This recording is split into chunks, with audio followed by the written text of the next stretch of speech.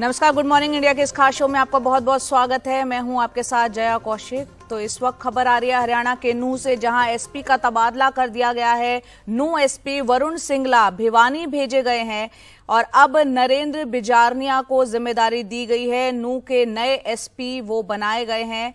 हिंसा के बाद पुलिस महकमे में एक बड़ा बदलाव ये हुआ है। 5 अगस्त तक आपको बता दें नूंह में इंटरनेट सेवा बंद है। धारा 144 लागू है।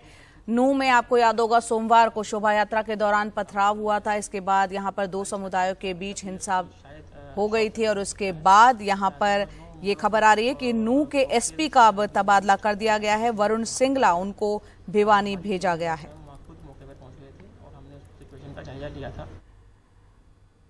तो हरियाणा के नूंह के एसपी का तबादला कर दिया गया है। यहाँ पर वरुण सिंगला जो है उनको अब नूंह की जगह अब भिवानी भेज दिया गया है और नरेंद्र बिजारनिया उनको नया एसपी यहां का नूंह का बनाया गया है। सौरभ शुक्ला ज्यादा अपडेट के साथ हमारे साथ जुड़ रहे हैं। सौरभ, बताएं क्या जानकारी। देखिए, वरुण सिंगला लगभग 2.5-3 साल से एसपी नूंह थे, लेकिन जब ये पूरी हिंसा हुई है उससे पहले से ही वरुण सिंगला छुट्टी पर थे और वो 22 से 23 जुलाई से छुट्टी पर थे। तो जब ये पूरी हिंसा हुई तो उस समय इंचार्ज कोई नहीं था। उस समय आनंद फानन में जो एसपी बगल के जिले के हैं उनको चार्ज दिया गया था और वो पूरे मामले को संभाल नहीं पाए। जाहिर सी बात है, कोई कप्तान अगर छुट्टी पर हो तो जिले को बगल वाले एसपी को संभालना मुश्किल होता है और पलवल एसपी को चार्ज दिया गया था। पलवल एसपी खुद परेशान थे क्योंकि पलवल में भी हिंसा हुई थी। तो ऐसे में मामला जो है वो हाथ से निकल गया, इंटेलिजेंस फेलियर हुई। उसी वक्त भिवानी के एसपी जो नरेंद्र बिजारनिया हैं उनको चार्ज देकर के भेजा गया था। नरेंद्र बिजारनिया पहले भी नूंह के एसपी रह चुके हैं और लोगों में भी काफी उनकी क्रेडिबिलिटी है और जब वो आए तो उसके बाद थोड़ा राइट्स जो थे, जो हिंसा थी वो संभली हुई। तो जब वरुण सिंगला वापस आए हैं, वरुण सिंगला 2 दिन नूंह में ही, लेकिन जब वो वापस आए तो प्रशासन को लगा कि बेहतर होगा कि इस समय नरेंद्र बिजारनिया ही पूरे मोर्चे को संभाले रहे और काफी महत्वपूर्ण रहने वाला एक हफ्ता आज जुमा भी है और उसके अलावा जुमे के अलावा भी जो एक्शन होना है, जो राइटियर्स थे, जो दंगाई थे, बलवाई थे, उन पर एक्शन होना है, उसके लिए भी हरियाणा सरकार को लगा कि नरेंद्र बिजारनिया ज्यादा उपयुक्त है। इसलिए अब कह लीजिए कि स्वाइप कर दिया गया है दोनों को। नरेंद्र बिजारनिया को भिवानी से परमानेंटली नूंह ट्रांसफर कर दिया गया है और वरुण सिंगला को परमानेंटली नूंह से भिवानी ट्रांसफर कर दिया गया है। अमूमन और वैसे भी वरुण सिंगला का जो टेन्योर है लगभग पूरा हो चुका था नूंह में, लेकिन जब वो पूरी हिंसा हुई तो वो छुट्टी पे थे और कहीं ना कहीं किसी ना किसी पर तो गाज गिरनी थी गया, क्योंकि ऐसा तो है नहीं कि एसपी नहीं था तो नूंह अनाथ था। सूबे के डीसी थे मौके पर, ACP, IG, DIG, ADG rank के अधिकारी हैं, सीआईडी की रिपोर्ट थी, इंटेलिजेंस की रिपोर्ट थी। तो फेलियर तो हुआ है, लेकिन किसी को तो बलि का बकरा बनना था, तो अब एसपी नूंह बलि का बकरा बन गए हैं। जी, यहाँ बहुत ही संक्षेप में यहाँ पर सौरभ ये बताएं नूंह के अभी हालात कैसे हैं। सोमवार से आज शुक्रवार हो चला है, आसपास के इलाकों के बारे में भी बताएं फिलहाल। देखिए, नूंह में हालात पूरी तरीके से अभी शांतिपूर्ण है। परसों देर रात 2 मस्जिदों में तोड़फोड़ की कुछ खबर आई थी, जिसको समय से पहुंच करके प्रशासन ने अपने कंट्रोल में ले लिया था। पूरी तरीके से नूंह शांत है, गुरुग्राम शांत है। स्कूल कॉलेज भी कल खुले थे गुरुग्राम में। इंटरनेट सस्पेंशन में भी ढील दी गई थी 2 घंटे के लिए। नूंह में अभी भी कर्फ्यू लगा हुआ है, इंटरनेट सस्पेंडेड है। आज जुमे की नमाज है, इसलिए सुरक्षा व्यवस्था और कड़ी कर दी गई है और अगर सब कुछ शांतिपूर्ण रहा तो हम देखेंगे कि शाम से या कल से रिलैक्सेशन है वो ज्यादा दिया जाएगा। जी, बहुत बहुत शुक्रिया सौरभ इस पूरे अपडेट के लिए आपका।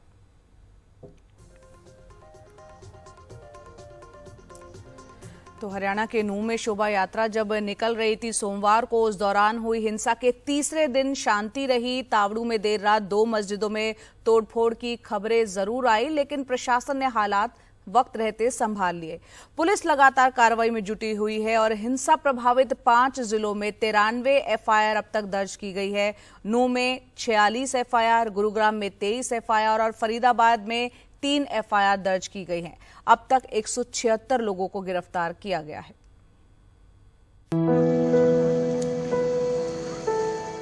इनमें से कोई पेंटर है तो कोई फल बेचता है। कुछ बड़ी इमारतों के आलीशान फ्लैटों में साफ सफाई का काम करती हैं। अब सबको लग रहा है कि वो सपनों के शहर गुरुग्राम में सुरक्षित नहीं है।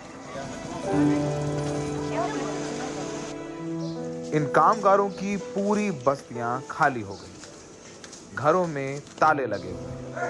हिंसा में दंगाइयों ने गरीबों की सैकड़ों रेहड़ियां और जूस के ठेले जलाकर राख कर दिए। जिनकी दुकानें बची हैं, उन्होंने ऐसे पोस्टर चिपका दिए हैं जिनमें लिखा है कि यहाँ सिर्फ हिंदू कारीगर काम करते हैं।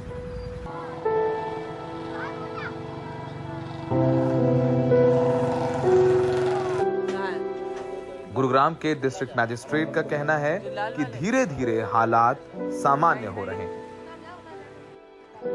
पूरे गुरुग्राम जिले में स्कूल्स भी ऑपरेशनल हैं, ऑफिसेज भी रन हो रहे हैं, मार्केट प्लेसेस भी खुले हैं, तो उससे एक तरीके से जो पहले की भांति जो माहौल था वो भी वापस आ रहा है और हमें उम्मीद है कि आने वाले समय में ये नॉर्मलसी और फर्दर रिस्टोर होगी। आज कोई इंसिडेंट रिपोर्ट नहीं हुआ कहीं से, ये विश्वास कैसे पैदा करेंगे कि लोग नहीं मान रहे, उनको लग रहा है कि अब यहाँ नहीं रहना है, हम वापस आएंगे नहीं आएगा नहीं पता, तो ये विश्वास कैसे दिलाएंगे और इस बारे में क्या कर रहे हैं ताकि जो माइग्रेशन शुरू हो गया है गुड़गांव छोड़ के, जो मिलेनियम सिटी कहते हैं, वो उसके लिए क्या करेंगे? मैं आपके जरिए यही उनको एश्योरेंस दिलाना चाहूँगा कि बिल्कुल भी पैनिक करने की ज़रूरत नहीं है। कोई भी ऐसे इंसिडेंट्स पिछले कुछ समय से यहाँ पे नहीं हुए हैं और जो भी हुए भी हैं वो फिजिकली कोई बहुत बड़े इंसिडेंट्स नहीं हैं। वी विल इंश्योर कि ऐसे इंसिडेंट्स बिल्कुल आगे ना हो और जो ऐसे शरारती तत्व हैं उनके खिलाफ हम स्ट्रांगली एक्शन ले रहे हैं। प्रशासन चाहे जितने भी दावे करते रहे, लेकिन जिनकी हिंसा में मौत हो गई है वो फिर लौट कर नहीं आएंगे। सोमवार को नूह के शक्ति सैनी की दंगाइयों ने हत्या कर दी। शक्ति उस वक्त अपने भाई को लेने गुरुकुल जा रहे थे, तभी उन्मादी भीड़ ने उन पर हमला कर दिया। एक चीज आप मुझे बताइए, आज आप अपने बेटे को कैसे याद करते हैं? याद खरीद रो के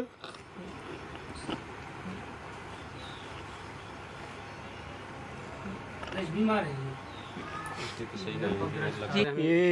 ये मुर्गी में जो इनको पकड़ा जावे वो न्याय मिले। प्रशासन ने जुमे की नमाज के लिए सुरक्षा व्यवस्था और कड़ी कर दी।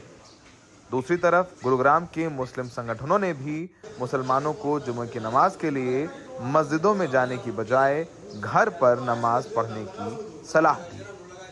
क्योंकि गुड़गांव में माहौल ख़राब नहीं था, लेकिन गुड़गांव में इस तरीके से दर्जनों दुकानें जलाई गई, होटल जलाए गए, चाहे वो बादशाहपुर में हो, सेक्टर 57 में हो। उसके बाद लोगों को लग रहा है कि उन्हें प्रशासन पर विश्वास नहीं कि अगर मॉब आई तो उनकी सुरक्षा नहीं हो पाएगी, इसीलिए वो अपने घरों को छोड़ के चले गए हैं, बस रह गए हैं तो ये लटकते ताले। सहयोगी संजय कौशिक के साथ गुड़गांव से सौरभ शुक्ला, एनडीटीवी इंडिया। और अब खबर जम्मू कश्मीर से, जहां कुलगाम से लापता हुआ सेना का जवान मिल गया है। ये जवान ईद की छुट्टी पर घर गया था। 29 जुलाई को वो लापता हो गया था। जम्मू कश्मीर पुलिस ने कहा है कि मेडिकल चेकअप के बाद उससे पूछताछ की जाएगी। लापता होने के बाद से पुलिस और सुरक्षा बल के जवान उसकी तलाश में जुटे हुए थे। इस तरह की आशंका थी कि लापता होने के पीछे आतंकियों का हाथ हो सकता है। लापता जवान के परिजन लगातार उसे छोड़ने की अपील कर रहे थे। आज कल जुमा के दिन उसी वक्त ऐशा के बाद मुझे खबर मिली कि जावेद अहमद मिल गया। हम फौज के, पुलिस के, टास्क फोर्स के, एसपी साहब के, डीसी साहब के, एसएसपी साहब के, खास कर मीडिया के बहुत बहुत शुक्रगुजार है, जिनकी अंत तक कोशिश से हम इस मसले में कामयाब हुए। आगे बढ़ते हैं, बात करते हैं मणिपुर की। पिछले 24 घंटे में मणिपुर में फिर से हिंसा और हथियारों की लूट की वारदात हुई है। मणिपुर पुलिस के मुताबिक बिष्णुपुर इलाके के 2 सिक्योरिटी पोस्ट पर हमला बोला गया और बड़ी संख्या में हथियार और गोला बारूद यहां लूट लिए गए। जिन हथियारों को लूटा गया है उसमें ऑटोमेटिक राइफल भी है। भीड़ ने 2 और पुलिस थानों पर हमला किया था, लेकिन यहां सुरक्षा बलों ने उन्हें खदेड़ दिया। भीड़ में पुरुषों के साथ बड़ी संख्या में महिलाएं भी शामिल थीं।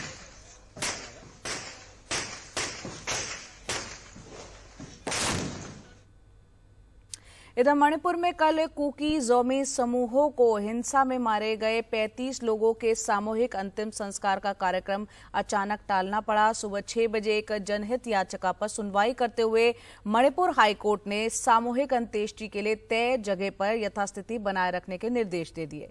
दरअसल मैतेई समुदाय ने इसका विरोध किया था। इसके विरोध में बड़ी तादाद में लोग यहां पर इकट्ठा हो गए थे। सुरक्षा बलों से उनकी झड़प भी हुई।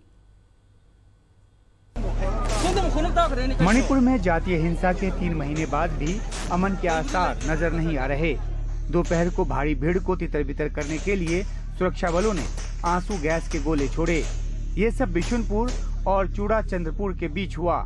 ये सब तब हुआ जब मैतेई समूहों ने हिंसा में मारे गए 35 लोगों के सामूहिक दफन का विरोध किया, क्योंकि जमीन पर उनका दावा है। ताजा हिंसा में सुरक्षा बलों के जवानों सहित कई लोग जख्मी हुए हैं।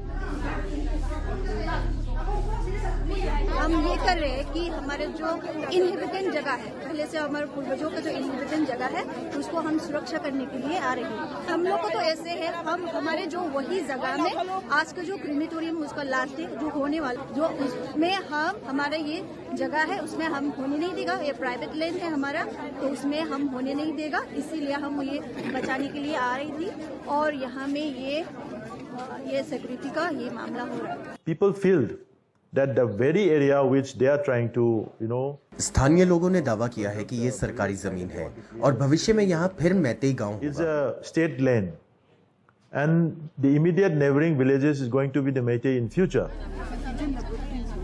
भीड़ का जमावड़ा और हिंसा इस बात के बावजूद हुए कि मणिपुर हाईकोर्ट ने सुबह 6 बजे सुनवाई की। 9 अगस्त की अगली सुनवाई तक सभी पक्षों को यथास्थिति बहाल रखने और शांति बनाए रखने को कहा।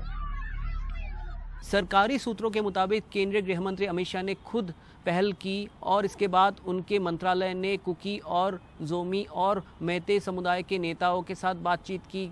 राज्य सरकार की मदद ली गई। सूत्रों के मुताबिक मिजोरम के मुख्यमंत्री जोरामथंगा की भी मदद ली गई ट्राइबल नेताओं को समझाने के लिए। और अब गृह मंत्रालय 7 दिन के अंदर इस मामले पे एक सुलह निकालने की कोशिश कर रही है। क्योंकि अब हम अंतिम संस्कार टाल रहे हैं, इसलिए हम चाहते हैं कि इम्फाल के मोर्ग में पड़े शव उनके घर वालों तक भिजवाए जाएं।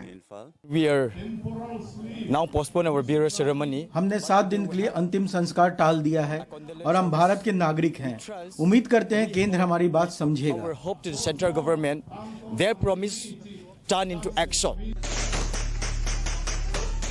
मणिपुर की जातीय हिंसा के 3 महीने बाद हालात अब भी जटिल बने हुए हैं।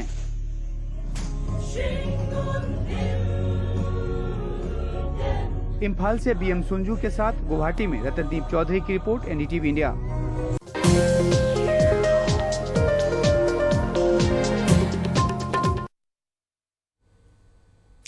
वाराणसी के ज्ञानवापी परिसर में आज से एएसआई सर्वे का काम शुरू हो चुका है। एएसआई की टीम में 40 लोग हैं। ये सर्वे दोपहर 12 बजे तक चलेगा। आज जुम्मे का दिन है, फिर उसके बाद जुम्मे की नमाज अदा की जाएगी। इस तरह ये पूरा विवाद, आपको बता दें कि अब सुप्रीम कोर्ट भी पहुंच चुका है। इलाहाबाद हाई कोर्ट के आदेश को अंजुमन इंतजामिया मस्जिद कमेटी ने सुप्रीम कोर्ट में चुनौती दी है और सुप्रीम कोर्ट में आज ही इस मामले पर सुनवाई होगी। इससे पहले कल इलाहाबाद हाई कोर्ट ने एएसआई के सर्वे पर रोक की याचिका खारिज कर दी थी। हाई कोर्ट ने कहा कि न्याय के लिए सर्वे जरूरी है, लेकिन बिना खुदाई किए। हाई कोर्ट के आदेश के बाद ज्ञानवापी सर्वे का काम एक बार फिर शुरू हो गया है। हमारे साथ वादिनी के पति सोहन लाल आर्या जी हैं। ये भी अंदर गए थे। पिछली बार जो कोर्ट कमीशन की सर्वे कार्रवाई हुई थी इसमें गए थे, लेकिन इस बार ये अंदर जाने का प्रयास किया, लेकिन इनको रोक दिया गया है क्योंकि लिस्ट में इनका नाम नहीं था। हम उनसे पूछते हैं कि क्या हुआ पूरा ये आज जो गए थे आप, क्या हुआ, सर्वे शुरू हुआ कि नहीं मिला? आपने उनको किसको देखा? लिस्ट में नाम था।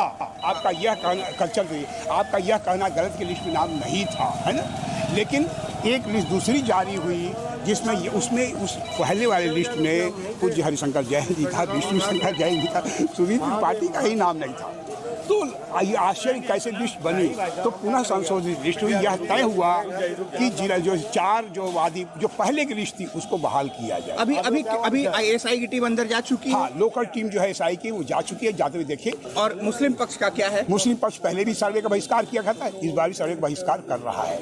ऐसी खबर आ रही है कि कोई चाबी नहीं मिल रही है, ऐसा क्या है, क्या इसके बारे में? देखिए, चाबी अगली बार सर्वे में भी नहीं मिला था, इस बार लेकिन सर्वे में पुनः मिलेगा। चाबी तो किसके पास हो रहती है? मुस्लिम समाज के पास रहती है, एजाज के पास रहती है। इस बार चाबी प्रशासन दिलाएगा। अच्छा, ये हमें बताएं कि कितने लोग अंदर गए होंगे अभी तक आपने देखा? देखिए, कुल सर्वे टीम के 41 सदस्य होते हैं और इस समय जो है हिंदू पक्ष की 4 वादी महिलाएं और 2 अधिवक्ता हैं। आज तो जुमे की नमाज है, उसको लेकर ये 7 से 12 बजे तक होगा। जुमे की नमाज 12 बजे के बाद होगी। बाद के बाद तो 7 से 12 बजे तक ही ये होगा। हाँ। ये आपने अभी बताया इन्होंने कि 7 से 12 बजे तक 12 बजे जुमे की नमाज अदा की जाएगी उस मस्जिद में, इसलिए 7 से 12 बजे तक ही सर्वे का काम होगा। शुरू करने के लिए सर्वे का काम 7 बजे निर्धारित था, लेकिन ऐसा लगता नहीं है कि 7 बजे का काम शुरू हुआ है। लेकिन सर्वे की एक टीम जो कि लोकल वाराणसी की टीम है, जो सारनाथ में है, वो यहाँ पहुँच गई है। और भी टीम का अभी आना बाकी है, जल्दी ही वो टीम भी पहुँच जाएगी। उसके बाद पूरा सर्वे अपना पूरी गति पे आएगा। वर्तमान में जो स्थिति दिख रही है कि सुरक्षा के कड़े इंतजाम किए गए हैं, क्योंकि जुमे की नमाज है। इसको लेकर दोनों तरफ मीडिया को, जो मीडिया मस्जिद के गेट तक पहुंचती थी, मंदिर के गेट तक पहुंचती थी, उसको पहले ही रोक दिया गया है। वाराणसी से पुरुषोत्तम के साथ Himanshu Sharma, NDTV India.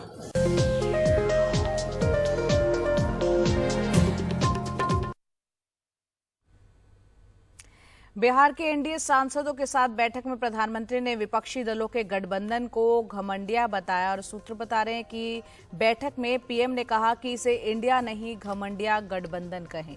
UPA बदनाम हो गया था, इसलिए इन्होंने अपने नाम को बदलकर INDIA इंडिया रख लिया। इस मौके पर पीएम ने एनडीए सांसदों को कहा कि राजनीति के ऊपर उठकर सर्व समाज के नेता बने। तो किस तरह से लगातार जब से ये 26 दलों का मिलकर गठबंधन इंडिया बना है, उसके बाद से बीजेपी और लगातार हमलावर रही है। और इस बार एक बार फिर प्रधानमंत्री राजस्थान में पहले सीकर की रैली में इस गठबंधन पर हमला बोल चुके हैं। और एक बार फिर से एनडीए की जो बैठक हुई थी बिहार के एनडीए सांसदों से, जब वो बात कर रहे थे, तब उन्होंने कहा कि इसे इंडिया नहीं घमंडिया कहना चाहिए। कुछ देर पहले हमने हमारे सहयोगी अखिलेश शर्मा से इस पर विस्तार से बातचीत की, वो सुनते हैं। ये दर्शाता है किस तरह से जो चुनौती मिल रही है विपक्ष की, उसका सामना करने के लिए एनडीए तैयार हो रहा है। जब बेंगलुरु में बैठक चल रही थी, उस वक्त यहाँ पर भी एनडीए की बैठक बुलाई गई थी। और आपने देखा कि जब से ये सत्र चला है, लगातार पीएम मोदी एनडीए के सांसदों से भी मुलाकात कर रहे हैं। कल रात को बिहार के जो एनडीए सांसद है, उनसे उनकी चर्चा हुई। और बिहार में जहाँ पर की बीजेपी के लिए बड़ी चुनौती है इस गठबंधन से, तो इसलिए जाहिर सी बात है कि गठबंधन को लेकर के पीएम मोदी ने निशाना साधा है। इसे कहा है कि ये इंडिया नहीं, ये घमंडिया है, क्योंकि सारे घमंडी लोग एक साथ आ गए हैं। उन्होंने कहा कि चूंकि यूपीए बदनाम हो गया था, इसलिए इन्होंने नाम बदल करके INDIA रख लिया। इसके साथ ही नीतीश कुमार पर भी पीएम मोदी ने एक बार फिर से हमला बोला है। उन्होंने कहा कि गठबंधन धर्म ये होता है कि बीजेपी ने 3 उन्हें मुख्यमंत्री बनवाया, इस बार उनकी सीटें कम आई थी, वो डिजर्व नहीं करते थे, तो भी उन्हें मुख्यमंत्री बनाया। तो उन्होंने कहा कि यही एनडीए की ताकत है और यही एनडीए है जो स्थिरता दे सकता है। उन्होंने अकाली दल का भी जिक्र किया कि अकाली दल भी साथ था, लेकिन जब उसका अपना स्वार्थ था तो वो एनडीए छोड़ करके चला गया। तो उन्होंने कहा है कि बीजेपी के सभी सांसदों को, एनडीए के सांसदों को कहा कि जो भी आप जब जाए लोगों के बीच में, तो कहें कि जो भी काम सरकार की ओर से किए गए, दरअसल ये एनडीए के काम है। तो गठबंधन पर पीएम मोदी का जोर एक बार फिर से साफ तौर पर दिखाई दे रहा है।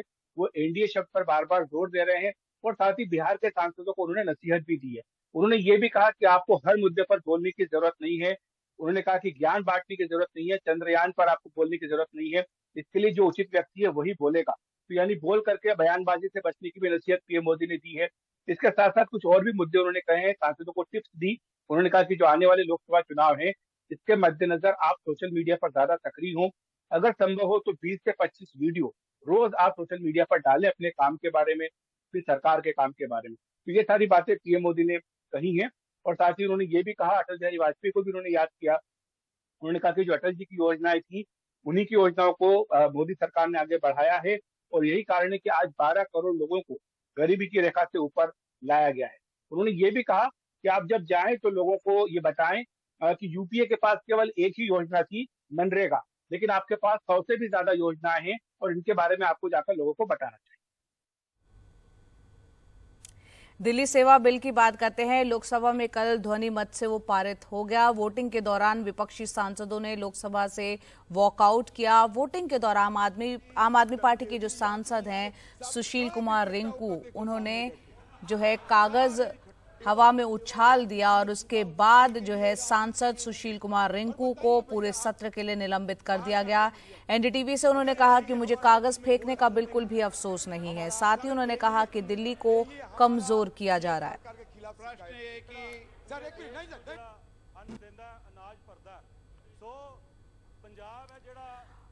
और वहीं आम आदमी पार्टी अब इस बिल के खिलाफ कानूनी लड़ाई लड़ने की तैयारी में है। महोदय, मैं प्रस्ताव करता हूं कि दिल्ली राष्ट्रीय राजधानी राज्य क्षेत्र शासन अधिनियम 1991 के अधिनियम का और संशोधन करने वाले विधेयक पर विचार किया जाए। 2 दिन से जारी गतिरोध के बाद आखिरकार दिल्ली सेवा बिल पर गृह मंत्री अमित शाह ने गुरुवार को चर्चा की शुरुआत कर दी। अब सरकार अगले सोमवार को ये बिल राज्यसभा में लाने की तैयारी कर रही है। राज्यसभा में सरकार के पास स्पष्ट बहुमत नहीं है, लेकिन वाईएसआर कांग्रेस, बीजू जनता दल और टीडीपी के समर्थन के ऐलान के बाद सदन में बिल पारित कराने का रास्ता साफ हो गया है।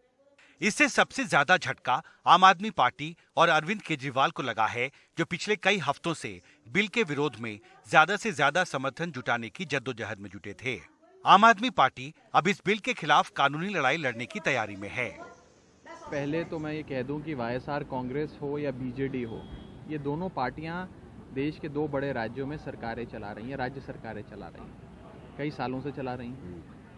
और मुझे लगता था कि ये दोनों पार्टियां इस बिल का महत्व समझेंगी कि ये बिल किस प्रकार से राज्य की शक्तियों को ध्वस्त कर रहा है। लेकिन उन्होंने शायद कोई कंपल्शंस के, मजबूरियों के चलते ये फैसला लिया कि वो इस बिल का समर्थन करेंगी और इसका विरोध नहीं करेंगी। संसद भवन के भीतर भी उसे रोकने की पुरजोर कोशिश करेंगी और कोर्ट कचहरी में भी इस बिल के खिलाफ अपना हमने पिटीशन दर्ज करी है, संवैधानिक पीठ का गठन होने जा रहा है, वहां पर भी अपनी दलील मजबूती से रखेंगे। क्योंकि इस मसले पर ऑर्डिनेंस आने के बाद से ही आम आदमी पार्टी के लीडर अरविंद केजरीवाल ने अलग अलग राज्यों में जाकर गैर एनडीए मुख्यमंत्रियों से समर्थन जुटाने की कोशिश की थी। विपक्षी दल आम आदमी पार्टी के साथ खड़े तो दिख रहे हैं, लेकिन इस विधेयक के खिलाफ आम आदमी पार्टी को लंबी कानूनी लड़ाई लड़नी होगी। शंका हमारे इसलिए है कि हिंदुस्तान में से एक ही राज्य दिल्ली नहीं है। अगर दिल्ली में इस तरीके की छेड़खानी होते रहेंगे तो इसके चलते आप धीरे धीरे हिंदुस्तान की बाकी राज्यों में एक किस्म के ही हमला करते रहेंगे। दिल्ली में जनता के प्रतिनिधि और उनके नेता केजरीवाल जी हैं, तो इस मूल भावना का विरोध करते हुए, संपूर्ण दिल्ली की जनता का अपमान करते हुए, वो सारे अधिकार जो किसी भी संसदीय शासन प्रणाली में मुख्यमंत्री और विधानसभा को होते हैं, वो सारे अधिकार ये दे रहे लेफ्टिनेंट गवर्नर को। ये एक तरीके से प्रॉक्सी गवर्नमेंट यहाँ से चलाना चाहते थे। सुप्रीम कोर्ट ने पिछले ही महीने दिल्ली सेवा अध्यादेश के खिलाफ आम आदमी पार्टी की याचिका को 5 जजों की एक संविधान पीठ के पास भेजा है। अब ये देखना महत्वपूर्ण होगा कि इस संवेदनशील मसले पर संविधान पीठ आगे क्या निर्णय करती है। संसद भवन से पूजा आर्या के साथ हिमांशु शेखर, एनडीटीवी इंडिया। और महाराष्ट्र की बात कर लेते हैं। महाविकास अघाड़ी के भविष्य की रणनीति और खुद को महाराष्ट्र में एक विकल्प के तौर पर पेश करने के लिए बुधवार रात को एक बैठक का आयोजन किया गया, जिसमें ये तय किया गया कि 17 अगस्त से महाविकास अघाड़ी के नेता राज्य की अलग अलग जगहों पर सभा करेंगे, रैलियां करेंगे। एनसीपी की भूमिका को लेकर उठ रहे सवाल और अजीत पवार की ओर से हुई बगावत के बाद महाविकास अघाड़ी की ये पहली बैठक थी और इसके जरिए इस गठबंधन में सब कुछ ठीक है ये बताने की कोशिश हुई। संघर्ष करो। एनसीपी में अजीत पवार की ओर से हुई बगावत के बाद पहली बार महाविकास आघाड़ी गठबंधन के नेताओं ने बुधवार रात को बैठक की।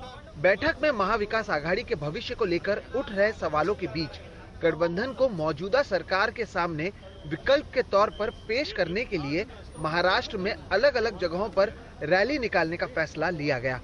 आने वाले समय में भले महाविकास आघाड़ी में कुछ राष्ट्रवादी से, शिवसेना से लोगों को, विधायकों को फोड़ने का काम भारतीय जनता पार्टी ने किया है, लेकिन जनता ये महाविकास आघाड़ी के साथ है। इसलिए आने वाले समय में ये महाविकास आघाड़ी जिला स्तर पर, गांव स्तर पर जाके जो वज्रमूठ सभा हमारी पहले 3 हुई थी वो और ताकत से होगी।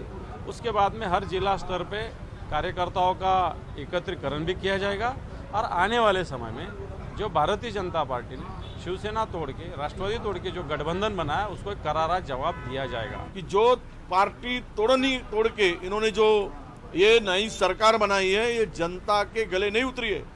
जनता सख्त नाराज है और इसका ये सरकार का बदला लेने के लिए तैयार है। तो जनता तक हम जाएंगे और जनता को बताएंगे। आज जो जिस तरह से प्रोपेगेंडा किया जाता है, प्रचार किया जाता है, झूठ प्रचार किया जाता है, वो उसका सच जनता के सामने बताने का भी इस मीटिंग में तय हुआ। 17 अगस्त से एनसीपी प्रमुख शरद पवार भी महाराष्ट्र में अलग अलग जगहों का दौरा करेंगे। बगावत के बाद शरद पवार और अजीत पवार के बीच 3 बार मुलाकात हुई है। प्रधानमंत्री मोदी के साथ मंच साझा करने के बाद शरद पवार की भूमिका पर जहां सवाल उठ रहे हैं, वहीं विपक्ष अब भी शरद पवार के अपने साथ होने की बात कर रहा है। ये बात जरूर है कि कांग्रेस चाहती थी कि वो उसमें शामिल न हो, क्योंकि जिस तरह से मोदी जी ने सत्ता में आने के बाद इस देश का लोकतंत्र, इस देश का संविधान, पारंपरिक मूल्य, लोकतंत्र के मूल्यों को तार-तार किया है, वो एक भावना थी। लेकिन पवार साहब ने वहां जाकर जिस तरह से बात की, तो उन्हें पत्रकारिता से लेकर जिस तरह से पुरस्कार जिन लोगों को दिया गया है, उन लोगों ने किन मूल्यों का संरक्षण किया है, उनकी यादी में आपका नाम आना, इसका एहसास जो है वो प्रधानमंत्री को दिलाया है। महाविकास आघाड़ी की जहां तक बात है वो पक्की है। महाविकास आघाड़ी की तैयारियों को लेकर बीजेपी ने तंज कसा है। देखिए, सपना देखने को हर्जा नहीं है और सपना देखने पर कोई टैक्स भी नहीं है। और मैं कहता हूं, सपना देखने वालों जो एमबीए के लोग हैं उनके ऊपर जीएसटी भी नहीं लगाया जाएगा, वो सपने में जरूर है। बुधवार को हुई महाविकास आघाड़ी की यह बैठक आने वाले दिनों में विपक्षी एकता के लिए बनाई गई इंडिया की बैठक से पहले हुई है, जहां पर विपक्षी दल मुंबई और महाराष्ट्र में भी अपने आप को मजबूत दिखाने की कोशिश करना चाहते हैं और इसके लिए कई योजनाएं भी बन रही हैं। लेकिन एनसीपी को लेकर जारी दुविधा के बीच आने वाले दिनों में इन सभाओं का कितना असर होता है, ये देखना अहम होगा। मुंबई से कैमरा पर्सन राजेंद्र दयालकर के साथ सोहित मिश्रा, एनडीटीवी इंडिया।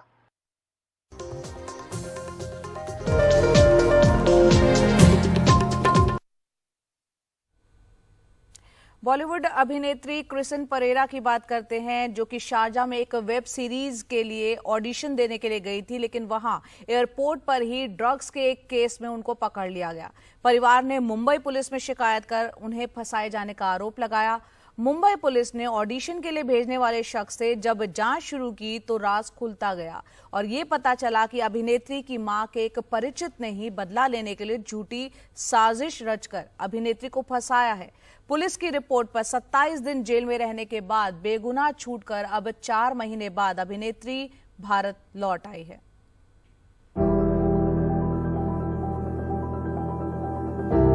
बदला और जबरन वसूली की शिकार बॉलीवुड अभिनेत्री क्रिसन परेरा 4 महीने बाद जब मुंबई एयरपोर्ट पर उतरी तो परिवार की खुशी का ठिकाना नहीं था। परेरा परिवार ने मुंबई पुलिस कमिश्नर से मिलकर पुलिस का आभार जताया।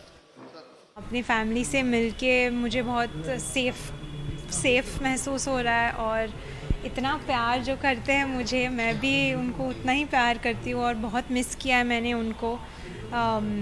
मैं जेल में 27 डेज़ के लिए थी और फिर 3 महीने मेरे परिवार के साथ नहीं थी। मैंने उनको बहुत मिस किया है, तो मैं बहुत खुश हूँ। क्रिसन परेरा ने बताया कि उन्हें अपनी बेगुनाही का पूरा भरोसा था। मैंने बहुत टाइम रो के मैंने बिताया, बहुत सोया, क्योंकि वहाँ पे सोने के अलावा कुछ करने के लिए नहीं है। बहुत टीवी देखा और मैं सोचती गई, मैं पूरे टाइम सोचती गई कि ये क्यों हुआ, क्या हुआ, और मैं कोर्ट को क्या बता सकती हूँ कि मैं बेगुनाह हूँ। मैं कैसे साबित करूँ कोर्ट को कि मैं कुछ नहीं जानती ये क्यों हुआ। क्रिसन परेरा को फंसाने वाला और कोई नहीं, उनकी मां का परिचित एंथनी पॉल है। बेकरी मालिक एंथनी का कुत्ते को लेकर क्रिसन की मां से झगड़ा हुआ था। उसी का बदला लेने के लिए उसने पहले शारजाह में ऑडिशन के लिए दी ट्रॉफी में ड्रग्स छिपाकर फंसाने की साजिश रची और फिर सहानुभूति दिखाकर पैसे लेकर छुड़ाने का दावा भी किया। लेकिन मामला जब पुलिस तक गया तो उसका असली चेहरा बेनकाब हो गया। यहाँ पर इनकी मां ने कंप्लेन की कि इन पे जो केस हुआ है शारजाह में, वो एक्चुअली ये खुद से लेके नहीं गई थी, इन पे प्लांट किया गया था और प्लांट करने में कुछ लोगों का रोल था और उस पे हमें इन्वेस्टिगेट करके इनको जस्टिस दिलाना चाहिए। तो हमने इनका एप्लीकेशन लेके तुरंत एफआईआर किया। हमने यहाँ पर इन्वेस्टिगेशन चालू किया अप्रैल में और उसके बाद उसमें हमने तीनों आरोपी अरेस्ट किए और उसके बाद चार्जशीट किया।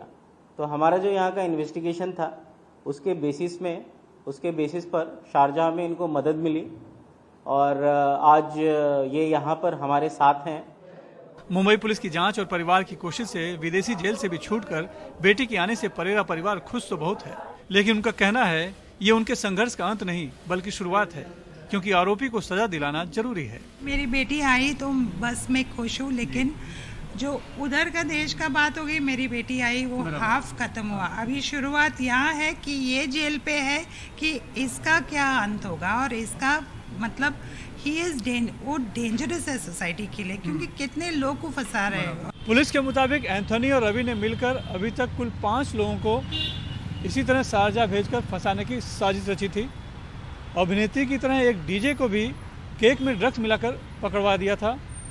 3 और लोगों को भी फंसाने के लिए शारजाह भेजा था, लेकिन वो बच गए क्योंकि वो अपने साथ केक और ट्रॉफी ले जाना भूल गए थे।